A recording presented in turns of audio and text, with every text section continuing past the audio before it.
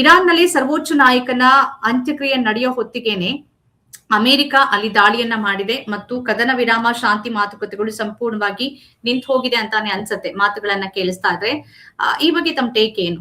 ಇಲ್ಲ, ಇವತ್ತು ಈಗ 2 ದಿನಗಳಲ್ಲಿ ಈಗ ನಡೀತಾ ಇರುವ ಯುದ್ಧಮಾನಗಳನ್ನ ಗಮನಿಸಿದ್ರೆ ಮತ್ತೆ ಯುದ್ಧದ ಮೂಡಿಗೆ ಅಮೆರಿಕ ಮರಳಿದೆ ಮತ್ತು ಇರಾನ್ ಕೂಡ ಅದಕ್ಕೆ ಪ್ರತೀಕಾರ ತೀರಿಸೋದಕ್ಕೆ ಸಿದ್ಧವಾಗಿದೆ. ಆದ್ರೆ ಒಂದು ಕಡೆ ಇರಾನ್ ನಲ್ಲಿ ಅದರ ಸರ್ವೋಚ್ಚ ನಾಯಕರ ಅಂತ್ಯಕ್ರಿಯೆಯ ಪ್ರೊಸೆಸ್ ಇನ್ನೂ ನಡೀತಾ ಇದೆ, ಅದಿನ್ನು ಮುಗಿದಿಲ್ಲ. ಹಾಗಾಗಿ ಈ ಹಂತದಲ್ಲಿ ಯುದ್ಧ ಮತ್ತಷ್ಟು ಭೀಕರ ಸ್ವರೂಪ ತಾಳಬಹುದೇ ಎನ್ನುವುದರ ಬಗ್ಗೆ ಅಷ್ಟು ಸ್ಪಷ್ಟವಾದಂತಹ ವರದಿಗಳು ಸಿಗ್ತಾ ಇಲ್ಲ. ಮುಖ್ಯವಾಗಿ ನೀವು ಹೇಳಿದ ಹಾಗೆ ಹೊರ್ಮುಜ್ ಜಲಸಂಧಿ ಬಹಳ ಮುಖ್ಯವಾದಂತಹ ಅಂಶ ಇದೆ. ಈ ಹೊರ್ಮುಜ್ ಜಲಸಂಧಿಯ ವಿವಾದ ಸರಿಯಾಗಿ ಇತ್ಯರ್ಥವಾಗದೆ ಇದಕ್ಕೆ ಒಂದು ಸರಿಯಾದ ಶಾಶ್ವತ ಪರಿಹಾರ ಸಿಗೋ ಸಾಧ್ಯತೆ ಇಲ್ಲ. ಈಗ ಏನು 14 ಅಂಶಗಳ ಒಪ್ಪಂದ ಏನು ನಡೆಯಿತು ಅಮೆರಿಕ ಮತ್ತು ಇರಾನ್ ನ ನಡುವೆ, ಏನು ಟ್ರಂಪ್ ಅವರು ಮತ್ತು ಇರಾನ್ ನ ಪ್ರತಿನಿಧಿ ಅದಕ್ಕೆ ಸಹಿ ಹಾಕಿದ್ರು, ಆ 14 ಅಂಶಗಳು ಮಾತ್ರವೇ ಚರ್ಚೆನಲ್ಲಿ ಇರಲಿಲ್ಲ.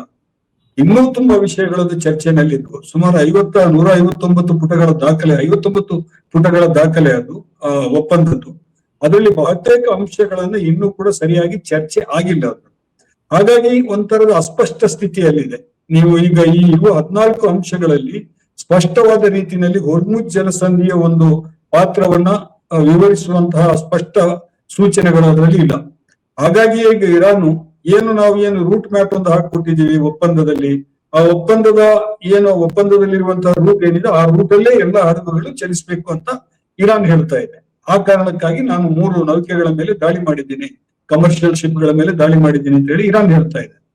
ಹಾಗಿದ್ರೆ ಒಪ್ಪಂದವನ್ನು ಉಲ್ಲಂಘಿಸಿದವರು ಯಾರು ಅನ್ನುವಂತ ಪ್ರಶ್ನೆ ಬರುತ್ತೆ. ಯಾವ ದೇಶದ ಶಿಪ್ಗಳದು? ಅದು ಅಮೆರಿಕಕ್ಕೆ ಸಪ್ಲೈ ಆಗ್ತಾ ಇತ್ತಾ ಅಥವಾ ಬೇರೆ ದೇಶಗಳದ್ದ? ಅದೆಲ್ಲವೂ ಕೂಡ ಅಸ್ಪಷ್ಟವಾಗಿದೆ. ಅಂದ್ರೆ ಒಂದು ಬಹಳ ಸ್ಪಷ್ಟವಾಗಿದೆ, ಮೊದಲು ಯುದ್ಧ ನಡೆದಾಗಲೂ ಕೂಡ ಅಮೆರಿಕದ ಮುಖ್ಯ ಲಕ್ಷ್ಯ ಇದ್ದಿದ್ದು ಹೇಗಾದ್ರೂ ಮಾಡಿ ಹೊರ್ಮುಜ್ ಜಲಸಂಧಿಯನ್ನು ತೆರವುಗೊಳಿಸಬೇಕು, ಇರಾನ್ನ ನಿಯಂತ್ರಣದಿಂದ ಅದನ್ನ ಹೊರಗೆ ತರಬೇಕು ಅನ್ನುವಂಥದ್ದೇ ಮಾತಿದೆ. ಕಾರಣಗಳಲ್ಲಿ ಅದು ಹೋರ್ಮುಜ್ ಇರ್ಲೇ ಇಲ್ವಲ್ಲ. ಹೋರ್ಮುಜ್ ನಲ್ಲಿ ಈ ಅಂದ್ರೆ ಅಪ್ರಚೋದಿತವಾಗಿ ನೇರವಾದ ದಾಳಿಯನ್ನ ಮಾಡಿದ್ರಲ್ಲ, ಆ ದಾಳಿ ಮಾಡೋ ತನಕ ಹೋರ್ಮುಜ್ ನಿಯಂತ್ರಣವನ್ನ ಕ್ಲೈಮೇ ಮಾಡಿರ್ಲಿಲ್ಲ ಇರಾನ್. ಅದೆಲ್ಲರಿಗೂ ಓಪನ್ ಆಗಿತ್ತು. ನಾನು ಕ್ಲೈಮ್ ಮಾಡಿರ್ಲಿಲ್ಲ ಇರಾನ್, ಅದು ಒಂದು ವಿಚಾರನೇ ಆಗಿರ್ಲಿಲ್ಲ. ಯುದ್ಧ ಆರಂಭವಾದ ನಂತರ ಅಲ್ಲಿಗೆ ಬಂದ ಪಾಯಿಂಟ್ ಅದು. ಯುದ್ಧ ಆರಂಭವಾದ ನಂತರ ಯಾಕೆಂತ ಹೇಳಿದ್ರೆ ಇರಾನ್ ಬಹಳ ಬುದ್ಧಿವಂತಿಕೆಯಿಂದ ಆ ಪ್ಲಾನ್ ಅನ್ನ ಮಾಡ್ತದೆ. ಅದಕ್ಕೆ ಬಹಳ ಸ್ಪಷ್ಟವಾಗಿ ಗೊತ್ತಿದೆ, 20-25% ಆಯಿಲ್ ಎಕ್ಸ್ಪೋರ್ಟ್ಗಳು ಬಹಳ ಮುಖ್ಯವಾಗಿ ಕೊಲ್ಲಿ ದೇಶಗಳ ಕಡೆಯಿಂದ ಈ ಕಡೆ ಬರಬೇಕು ಅಂತ ಹೇಳಿದ್ರೆ ಅದೊಂದೇ ಬಹಳ ಅತ್ಯಂತ ಸುಲಭವಾದ ಮತ್ತು ಕರೆಕ್ಟ್ ಹನೀಫ್ ಅವರೇ, ಅದರ ಅಸ್ತಿತ್ವಕ್ಕಾಗಿ ಅದನ್ನ ಬಳಸ್ತು, ಅಂದ್ರೆ ಕೊನೆಯ ಅಸ್ತ್ರವಾಗಿ ನನ್ನನ್ನು ಅನುಭವಿಸ್ಕೊಳ್ಬೇಕು ಅಂತ. ಆದ್ರೆ ಇವರಿಬ್ಬರ ಆಸೆ ಏನಿತ್ತು ಮತ್ತು ಇವರ ಮೋಟಿವ್ ಇದ್ದಿದ್ದೆ ಯುದ್ಧವನ್ನ ಆರಂಭ ಮಾಡಿದೆ ರೆಜಿಮ್ ಚೇಂಜ್ ಬಗ್ಗೆ. ರೆಜಿಮ್ ಚೇಂಜ್ ಆಗೇ ಇಲ್ವಲ್ಲ? ಇಲ್ಲ, ಅದು ಸಾಧ್ಯ ಆಗಲ್ಲ ಅನ್ನೋದು ಅಮೆರಿಕಕ್ಕೂ ಗೊತ್ತಾಯ್ತು. ಕೊನೆಗೆ ಅಮೆರಿಕ ಕೈ ತೋಡ್ಕೊಳ್ಳಿಕ್ಕೆ ಪ್ರಯತ್ನ ಮಾಡಿತು. ಯುದ್ಧ ಎಷ್ಟು ಭೀಕರ ಸ್ವರೂಪ ತರಲ್ತು ಅಂತ ಹೇಳಿದ್ರೆ, ಒಂದೊಂದು ಕಡೆಯಿಂದ ರಷ್ಯಾ ಮತ್ತು ಚೀನಾ ಇರಾನ್ ನ ಹಿಂದೆ ಬಲವಾಗಿ ನಿಂತಿತ್ತು. ಒಂದು ಜಿಯೋ ಪೊಲಿಟಿಕಲ್ ಸೀನರಿ ಇದೆಯಲ್ಲ, ಈಗ ಅಮೆರಿಕ ಮೊದಲು ಯೋಚನೆ ಮಾಡಿದ್ದೇನು ಅಂತ ಹೇಳಿದ್ರೆ, ಕ್ರಮೇಣ ನ್ಯಾಟೋ ದೇಶಗಳು ನಮ್ಮ ಜೊತೆ ಕೈ ಜೋಡಿಸ್ತವೆ, ಆವಾಗ ಇದಕ್ಕೊಂದು ವ್ಯಾಪಕ ಸ್ವರೂಪ ಬರ್ತದೆ, ಅಮೆರಿಕದ ಒಂದು ಇದಕ್ಕೆ ಹೆಚ್ಚು ಬಲ ಬರ್ತದೆ ಅಂತ. ಆದ್ರೆ ಅದು ಸಾಧ್ಯ ಆಗಲಿಲ್ಲ. ಹಾಗಾಗಿ ಅಮೆರಿಕ ಈ ಒಪ್ಪಂದ ಏನಾಗಿದೆ ಇವತ್ತು 60 ದಿನಗಳ ಒಂದು ಕದಮೇರಾಮ ಮತ್ತು ಅದರ ಹಿನ್ನೆಲೆಯಲ್ಲಿ ಮತ್ತೆ ಕತಾರ್ನಲ್ಲಿ ಮಾತುಕತೆ ಮುಂದುವರಿಬೇಕು, ಎಲ್ಲವನ್ನ ಕ್ಲಿಯರ್ ಮಾಡ್ಕೋಬೇಕು, ಉಳಿದೆಲ್ಲ ಅಂಶಗಳನ್ನು ಅನ್ನೋದು ಇದೆಯಲ್ಲ, ಅದು ಖಂಡಿತವಾಗಿ ಇರಾನ್ನ ವಿಜಯ. ಇರಾನ್ನ ವಿಜಯ ಅನ್ನೋದು ಬಹಳ ಸ್ಪಷ್ಟವಾಗಿ ಈಗ ಅಮೆರಿಕ ಇದರ ಮೇಲೆ ಹಾಕಿರುವಂತ ನಿರ್ಬಂಧಗಳನ್ನ ಹಿಂತೆಗೆದುಕೊಂಡಿದ್ದು, ಆ ಅಸೆಟ್ ಗಳನ್ನ ಸೀಸ್ ಮಾಡಿರೋದನ್ನ ವಾಪಸ್ ತಗೊಂಡಿರೋದು, ಆಮೇಲೆ ಸುಮಾರು 300 ಬಿಲಿಯನ್ ಶತಕೋಟಿ ಡಾಲರ್ಗಳಷ್ಟು ಪರಿಹಾರವನ್ನು ಕೊಡುವಂತ ಮಾತುಕತೆಗೆ ಒಪ್ಕೊಂಡಿದ್ದು, ಇದೆಲ್ಲವೂ ಇದೆಯಲ್ಲ ಸ್ಪಷ್ಟವಾಗಿ ಇರಾನ್ನ ವಿಜಯ ಅನ್ನೋದನ್ನು ತೋರಿಸ್ತಾ ಇತ್ತು.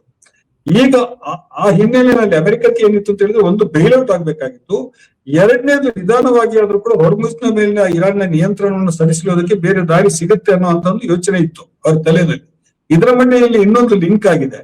ಲಿಂಕ್ ಅನ್ನ ಇರಾನ್ ಉದ್ದೇಶಪೂರ್ವಕವಾಗಿ ಮಾಡ್ತಾ ಇದೆ. ಏನು ಅಂತ ಹೇಳಿದ್ರೆ, ಲೆಬನಾನ್ ಮೇಲೆ ಇಸ್ರೇಲ್ ನಡೆಸ್ತಾ ಇರುವಂತಹ ದಾಳಿ. ಇದೇ ಇರಾನ್ ಅದನ್ನು ಬಹಳ ಸ್ಪಷ್ಟವಾಗಿ ಹೇಳ್ತಾ ಇತ್ತು. ಇವನ್ ಶಾಂತಿ ಮಾತುಕತೆ ಒಪ್ಪಂದ ಫೈನಲ್ ಆಗುವ ಸಂದರ್ಭದಲ್ಲಿ ಕೂಡ ಇರಾನ್ ಹೇಳ್ತಾ ಇತ್ತು, ಯುದ್ಧ ನಿಲ್ಲೋದಂದ್ರೆ ಎಲ್ಲಾ ಕಡೆ ಯುದ್ಧ ನಿಲ್ಬೇಕು ಅಂತ ಹೇಳ್ಬಿಟ್ಟು. ಇಸ್ರೇಲ್ ಲೆಬನಾನ್ ಮೇಲೆ ಯುದ್ಧವನ್ನ ಕಂಟಿನ್ಯೂ ಮಾಡೋದು, ದಾಳಿ ಮಾಡೋದನ್ನ ಕಂಟಿನ್ಯೂ ಮಾಡೋದು, ಸಿರಿಯಾದ ಮೇಲೆ ಅಲ್ಲಿ ದಾಳಿ ನಡೆಯೋದು, ಇದು ಯಾವುದು ಕೂಡ ನಡೀಬಾರದು ಅಂತ ಹೇಳಿ. ಯಾಕಂತ ಹೇಳಿದ್ರೆ ಇಸ್ರೇಲ್ ನ ಸ್ಟ್ರೆಂತ್ ಅಲ್ಲಿರುವಂತಹ ಏನು ಈ ಬಂಡುಕೋರ ಗುಂಪುಗಳಿದೆ, ಆ ಬಂಡುಕೋರ ಗುಂಪುಗಳು ಕೂಡ ಇಸ್ರೇಲ್ ನ ಬಹಳ ಸ್ಟ್ರಾಟಜಿಕ್ ಆದಂತಹ ಯುದ್ಧದ ಪಾರ್ಟ್ನರ್ಗಳಾಗಿರೋದ್ರಿಂದ ಅಲ್ಲಿ ದಾಳಿ ಏನಾದ್ರೂ ಇಸ್ರೇಲ್ ಮೂಲಕ ಕಂಟಿನ್ಯೂ ನಡೀತಾ ಇದ್ರೆ ಅದರಿಂದ ಏನು ಪ್ರಯೋಜನ ಆಗೋದಿಲ್ಲ ಅನ್ನೋದು ಗೊತ್ತಿತ್ತು ಇರಾನ್ಗೆ. ಹಾಗಾಗಿ ಇರಾನ್ ಆ ವಿಷಯದಲ್ಲಿ ಕೂಡ ಬಹಳ ಸ್ಪಷ್ಟವಾಗಿತ್ತು.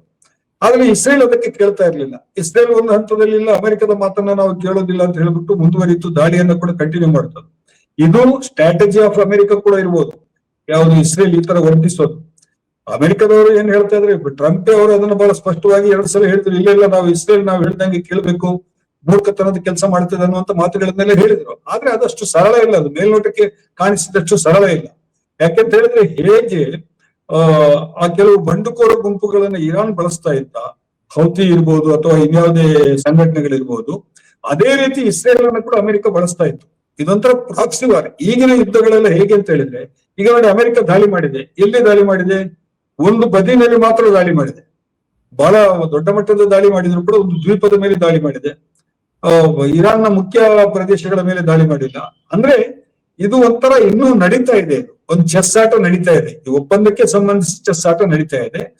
ಒಂದು ಪ್ರೆಷರ್ ಹೇಳೋದಕ್ಕೆ ಇದೇ ತಂತ್ರಗಳನ್ನು ಮತ್ತೆ ಮತ್ತೆ ಬಳಸ್ತಾ ಇದೆ. ಇರಾನ್ ಕೂಡ ತಕ್ಷಣ ಕುವೈಟ್ ಮೇಲೆ ಮತ್ತು ಬಹರೇನ್ ಮೇಲೆ ದಾಳಿ ನಡೆಸ್ತು, ಅಮೆರಿಕದ ಪ್ರಾಪರ್ಟಿ ಮೇಲೆ ದಾಳಿ ನಡೆಸ್ತು, ತೈಲ ಬೆಲೆ ಜಾಸ್ತಿ ಆಗ್ಲಿಕ್ಕೆ ಶುರುವಾಯ್ತು.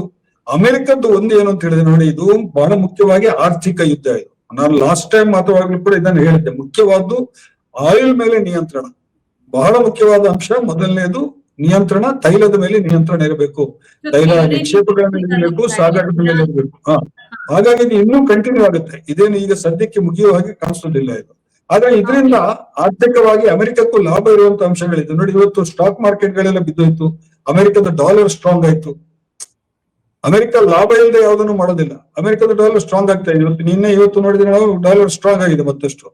ಸೊ ಒಂದು ಕಡೆಯಿಂದ ಕಳೆದುಕೊಳ್ಳೋದ್ರ ಮೂಲಕ ಇನ್ನೊಂದು ಕಡೆಯಿಂದ ಗಳಿಸೋದನ್ನು ಕೂಡ ಎಕನಾಮಿಕಲಿ ಅಮೆರಿಕ ಮಾಡ್ತಾ ಇದೆ. ಅದನ್ನ ಅದೇ ಇರಾನ್ ಕೂಡ ಮಾಡ್ತಾ ಇದೆ.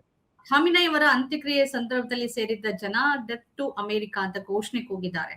ಅಷ್ಟು ಸುಲಭಕ್ಕೆ ಬಿಟ್ಕೊಡೋದಕ್ಕೆ ಮತ್ತು ಸಂಧಾನ ಅಥವಾ ಶಾಂತಿ ಮಾತುಕತೆಗೆ ಜನ ಕೂಡ ಒಂದು ಭಿನ್ನಾಭಿಪ್ರಾಯವನ್ನು ವ್ಯಕ್ತಪಡಿಸಿದ್ದಾರೆ. ಬೇಡ, ನಾವು ಏನಾದ್ರೂ ಕೂಡ ಪ್ರತೀಕಾರವನ್ನ ತೀರಿಸ್ಕೊಳ್ಳೋಣ ಅಂತ 100 ದೇಶದ ನಿಯೋಗ ಈ ಅಂತ್ಯಕ್ರಿಯೆ ಸಂದರ್ಭದಲ್ಲಿ ಪಾಲ್ಗೊಂಡಿದೆ. ಇದು ಒಂದು ದೊಡ್ಡ ಸಂದೇಶವನ್ನ ಇರಾನ್ ಈ ಮೂಲಕ ಕೊಟ್ಟಿದೆ.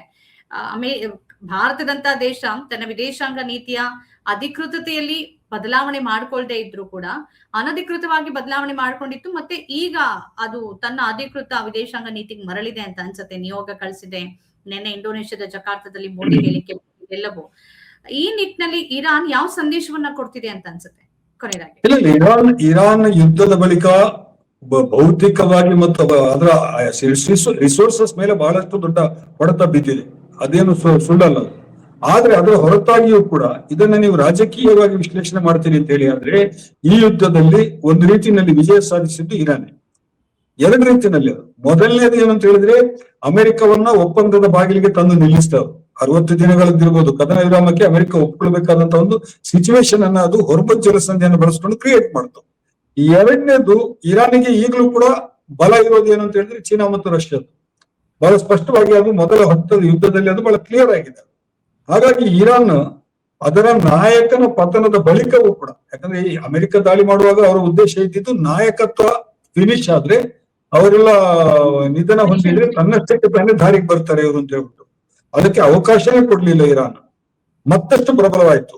ಆಮೇಲೆ ಆಂತರಿಕವಾಗಿ ಒಂದು ದಂಗೆ ಏಳ್ಲಿಕ್ಕೆ ಒಂದು ಪ್ರಯತ್ನವನ್ನ ಅಮೆರಿಕ ಇರಾನ್ ನಲ್ಲಿ ಮಾಡ್ತಲ್ವಾ, ಅದರ ಪರಿಸ್ಥಿತಿ ಈಗ ಏನಾಗಿದೆ? ಅಲ್ಲಿರೋ ಬಂಡುಕೋರೆಲ್ಲ ಎಲ್ಲಿ ಹೋದ್ರು? ಕಂಪ್ಲೀಟ್ ಅದು ಒಂದ್ ಕಡೆ ಸೈಡ್ ಲೈನ್ ಆಗ್ಬಿಡ್ತು. ಮತ್ತು ಒಮ್ಮೆ ಜನ ಮತ್ತೊಮ್ಮೆ ದೇಶ ಪ್ರೇಮ, ಈಗ ನಮ್ಮ ದೇಶ, ನಮ್ಮ ಸಂಸ್ಕೃತಿ, ನಮ್ಮ ಮೇಲೆ ಯಾರು ದಾಳಿ ಮಾಡಿದ್ರು ನಾವು ಸುಮ್ಮನೆ ನಿಲ್ಲೋದಿಲ್ಲ ಅನ್ನುವಂಥದ್ದು ಆ ಜನರಲ್ಲಿ ಅದೊಂದು ಭಾವನೆಯನ್ನು ಉದ್ದೀಪಿಸೋದ್ರಲ್ಲಿ ಈಗಿನ ಇರಾನ್ನ ನಾಯಕತ್ವ ಸಫಲ ಆಗಿದೆ. ಈಗ ಅಂತ್ಯಕ್ರಿಯೆಗೆ ಜನ ಸೇರ್ತಾ ಇರೋದು ನೋಡಿದ್ರೆ ಅದನ್ನೇ ತೋರಿಸ್ತಾ ಇದೆ ನಮ್ಗೆ ಯಾವ್ದು. ಹಾಗಾಗಿ 2 ರೀತಿಯಲ್ಲೂ ಕೂಡ ಇರಾನ್ ಲಾಭವನ್ನು ಗಳಿಸಿದೆ.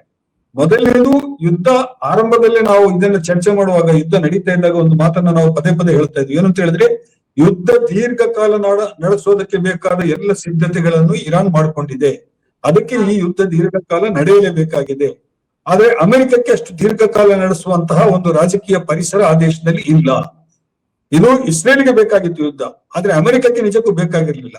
ಇಸ್ರೇಲ್ನ ಹಂಗಿಗೆ ಬಿದ್ದಿರುವಂತಹ ಅಮೆರಿಕ ಅನಿವಾರ್ಯವಾಗಿ ಅದನ್ನ ಮಾಡ್ತು. ಯಾವ ರೀತಿಯ ಹಂಗು ಅಂತ ಬಂದಾಗ ನಾವೆಲ್ಲರೂ ಅನಾಲಿಸ್ ಮಾಡಿದ್ದು ಒಂದೇ ಪಾಯಿಂಟ್. ಆವಾಗ್ಲೂ ನಾನು 2 ಪಾಯಿಂಟ್ ಅನ್ನು ಹೇಳಿದೆ. ಒಂದು, ತೈಲ ಸಾಗಾಟದ ಮೇಲಿನ, ತೈಲ ಸಂಪನ್ಮೂಲದ ಮೇಲಿನ ನಿಯಂತ್ರಣ. 2ನೇದು, ಏನು ಒಂದು ಎಪ್ಸ್ಟೈನ್ ಫೈಲ್ಸ್ ಬಂತಲ್ಲ, ಆ ಎಫ್ಸ್ಟೀನ್ ಫೈಲ್ಸ್ ಈ ಇಡೀ ಪ್ರಕರಣದಲ್ಲಿ ಒಂದು ಬ್ಲಾಕ್ ಮೇಲ್ ಟೂಲ್ ಆಗಿ ಬಳಕೆ ಆಗ್ತಾ ಇದೆಯಾ ಅನ್ನುವಂಥದ್ದು. ಇಸ್ರೇಲ್ ಇದನ್ನ ಬ್ಲಾಕ್ ಮೇಲ್ ಟೂಲ್ ಆಗಿ ಬಳಸ್ತಾ ಇದೆಯಾ ಅಮೆರಿಕದ ಜೊತೆಗೆ ಮತ್ತು ಇತರೆಲ್ಲ ದೇಶಗಳ ಜೊತೆಗೆ. ಭಾರತ ಅಲ್ಲಿ ಹೋದಾಗ ಕೂಡ ಭಾರತದ ಪ್ರಧಾನಿ ನರೇಂದ್ರ ಮೋದಿ ಅವರು ಕೂಡ ಅದೊಂದು ಅಸಹಜ ಭೇಟಿ ತರ ಇತ್ತು. ಯುದ್ಧ ಇನ್ನೇನು ಸ್ಟಾರ್ಟ್ ಆಗುತ್ತೆ ಎನ್ನೋದು ಎಲ್ರಿಗೂ ಗೊತ್ತಾಗಿತ್ತು. ಆ ಮುನ್ಸೂಚನೆಗಳು ರಾಜಕಾರಣ ಅಂದ್ರೆ ಆಡಳಿತಗಳಿಗೆ ಗೊತ್ತಾಗಿತ್ತು, ಎಲ್ಲ ದೇಶಗಳ ಆಡಳಿತಗಳಿಗೆ ಗೊತ್ತಾಗಿತ್ತು ಯುದ್ಧ ಇನ್ನೇನು ಸ್ಟಾರ್ಟ್ ಆಗುತ್ತೆ ಅಂತ. ಆ ಸಂದರ್ಭದಲ್ಲಿ ನರೇಂದ್ರ ಮೋದಿ ಅವರು ಇಸ್ರೇಲ್ಗೆ ಭೇಟಿ ಕೊಟ್ಟಿದ್ದು ಅಂದ್ರೆ ಒಂದು ಮೆಸೇಜ್ ಅನ್ನು ಕೊಡ್ಬೇಕು ಅನ್ನುವಂತಹದ್ದು ಒಂದು ಒತ್ತಡ ಇಸ್ರೇಲ್ ಕಡೆಯಿಂದ ಇತ್ತು. ಭಾರತದಂತಹ ದೊಡ್ಡ ದೇಶ ಕೂಡ ನನ್ನ ದೇಶಕ್ಕೆ ಬಂದಲ್ಲಿ ಪ್ರಧಾನಿ ಅವರು ನಮಗೆ ಬೆಂಬಲ ಕೊಡ್ತಾ ಇದ್ದಾರೆ ಅನ್ನುವಂಥ ಮೆಸೇಜ್ ಜಗತ್ತಿಗೆ ಹೋಗ್ಬೇಕು, ಅಂದ್ರೆ ಯುದ್ಧದ ಸ್ವರೂಪ ಬೇರೆ ತರ ಆಗ್ಬೇಕು ಅನ್ನುವಂಥದ್ದು ಒಂದು ಸ್ಟ್ರಾಟಜಿ ಇತ್ತು ಅವರು.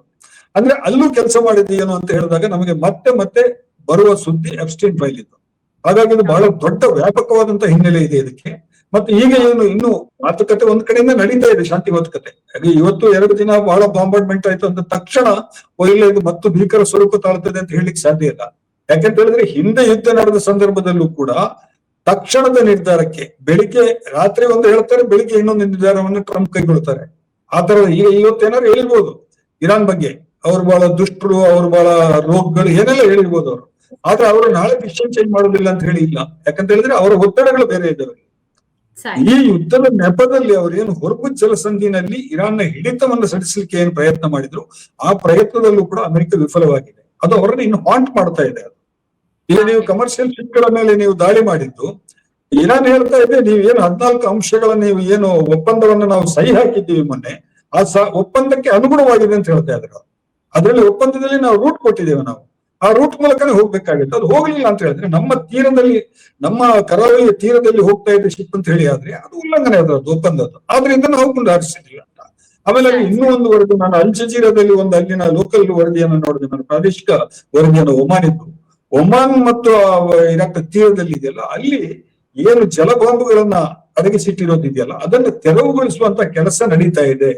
ಅದು ತೆರವುಗೊಳಿಸುವಂತ ಕೆಲಸ ನಡೀತಾ ಇದ್ದಾಗ ಇದು ಅನುಮಾನಾಸ್ಪದವಾಗಿ ಶಿಪ್ಗಳು ಓಡಾಡ್ತಾ ಇರೋದನ್ನ ಗಮನಿಸಿ ಆ ಮೂಲಕ ಪ್ರತೀಕಾರ ಕೈಗೊಳ್ಳಾಯಿತು ಅನ್ನುವಂತ ಒಂದು ವರದಿ ಕೂಡ ಇದೆ. ನಾನು ಅಂತಾರಾಷ್ಟ್ರೀಯ ಮಾಧ್ಯಮಗಳನ್ನು ಗಮನಿಸಿದಾಗ ಅದು ಕೂಡ ಬಂತು. ಹಾಗಾಗಿ ಬಹಳ ಸ್ಪಷ್ಟವಾಗಿದೆ, ಯಾವುದೇ ಕಾರಣಕ್ಕೂ ಜಲಸಂಧಿಯ ಮೇಲಿನ ಹೊರ್ಮುಜ್ ಜಲಸಂಧಿಯ ಮೇಲಿನ ತನ್ನ ಹಿಡಿತವನ್ನ ಬಿಟ್ಕೊಡ್ಲಿಕ್ಕೆ ಇರಾನ್ ತಯಾರಿಲ್ಲ. ಅದಕ್ಕೆ ಕಾರಣವಾಗುವ ಸಣ್ಣ ಬದಲಾವಣೆಯನ್ನು ಕೂಡ ಸಹಿಸೋದಿಲ್ಲ ಅನ್ನೋದನ್ನ. ಯಾಕಂತ ಹೇಳಿದ್ರೆ ಒಂದು ಕಡೆಯಿಂದ ಸರ್ವೋಚ್ಚ ನಾಯಕನ ಅಂತ್ಯಕ್ರಿಯೆ ಸಿದ್ಧತೆಗಳು ನಡೀತಾ ಇದೆ, ಪ್ರೊಸೆಸ್ ನಡೀತಾ ಇದೆ. ಇಂತಹ ಸಂದರ್ಭದಲ್ಲಿ ಇಂತಹ ಕಠಿಣ ಕ್ರಮವನ್ನು ಇರಾನ್ ಕೈಗೊಳ್ಳಬಹುದು ಅನ್ನುವಂಥ ಪ್ರಶ್ನೆ ಬರ್ಬೋದು. ಆದ್ರೆ ಅದನ್ನ ಲೆಕ್ಕಕ್ಕೆ ತಗೊಂಡಿಲ್ಲ. ಅದು ಬಹಳ ಸ್ಪಷ್ಟವಾಗಿ ಹೇಳ್ತಾ ಇದೆ, ಒಪ್ಪಂದದ ಪ್ರಕಾರ ನೀವು ನಡೆಯೋದಾದ್ರೆ ಸರಿ, ಇಲ್ಲಾಂದ್ರೆ ನಮ್ಮ ದಾಳಿಯನ್ನು ನಾವು ಮಾಡ್ತೀವಿ ಅನ್ನುವಂಥದ್ದು. ಇದು ಮತ್ತೆ ಮುಖಭಂಗ ಆಗುವಂತ ಸಿಚುವೇಶನ್ ಟ್ರಂಪ್ ಅವರಿಗೆ ಬಂದಿದೆ ಅನ್ನೋ ಕಾರಣಕ್ಕಾಗಿ ತಕ್ಷಣ ಅದಕ್ಕೆ ಬಹಳ ದೊಡ್ಡ ಪ್ರಮಾಣದಲ್ಲಿ ದಾಳಿ ಮಾಡಿದೆ ಅಮೆರಿಕ. ನಮ್ಮ ಕಾರ್ಯಕ್ರಮಗಳನ್ನ ನೀವು ನೋಡ್ತಾ ಇದ್ರೆ ನಮ್ಮ ಚಾನೆಲ್ ಅನ್ನ ಸಬ್ಸ್ಕ್ರೈಬ್ ಮಾಡಿ, ಪಕ್ಕದ ಬೆಲ್ ಐಕಾನ್ ಒತ್ತಿ ನಮ್ಮನ್ನ ಬೆಂಬಲಿಸಿ. ಹಾಗೆ ನಮ್ಮ ಕಾರ್ಯಕ್ರಮಗಳನ್ನ ಲೈಕ್ ಮಾಡಿ, ಕಮೆಂಟ್ ಮಾಡಿ, ಅದನ್ನ ಬೇರೆಯವರಿಗೂ ವಾಟ್ಸ್ಆಪ್ ಮೂಲಕ ಶೇರ್ ಮಾಡಿ. ನೀವು ಹೀಗೆ ಮಾಡಿದಾಗ ನಮ್ಮ ಚಾನೆಲ್ ಇನ್ನಷ್ಟು ಮತ್ತಷ್ಟು ಜನರಿಗೆ ತಲುಪಲು ನೀವು ನಮ್ಮೊಂದಿಗೆ ಸಹಕರಿಸಿದ ಹಾಗಾಗುತ್ತೆ. ಇದು ನೀವು ಯಾವುದೇ ಖರ್ಚಿಲ್ಲದೆ ಕೆಲವೇ ಸೆಕೆಂಡುಗಳಲ್ಲಿ ನೀಡಬಹುದಾದ ಸಹಕಾರ. ಧನ್ಯವಾದಗಳು.